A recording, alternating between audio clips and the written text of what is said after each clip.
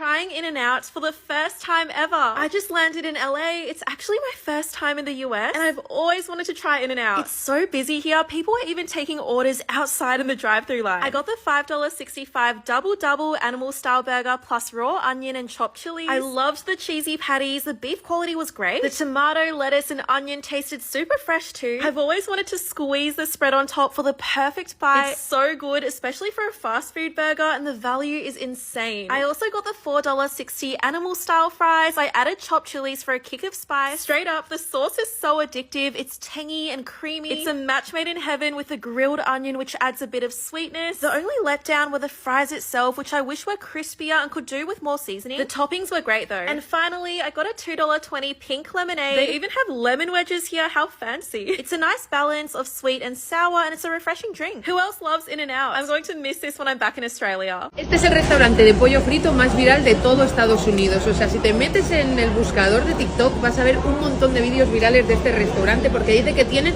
el mejor pollo frito de aquí. Y son especialistas en su salsa. O sea, hay un montón de vídeos que he visto como que echan la salsa en vasos como este. O sea, la puedes coger aquí. Me ha dado como un poco de vergüenza preguntar la verdad. Pero bueno, vamos a probar la salsa y vamos a probar los fingers también, a ver qué tal están. Curiosidad, el combo lo ponen así con un cacho de pan a la plancha. Vamos a ver qué tal está esto.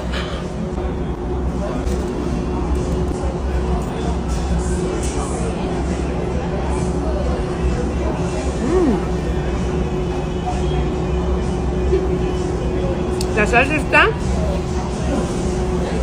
casi un poquito picante, pero no mucho. Está muy buena.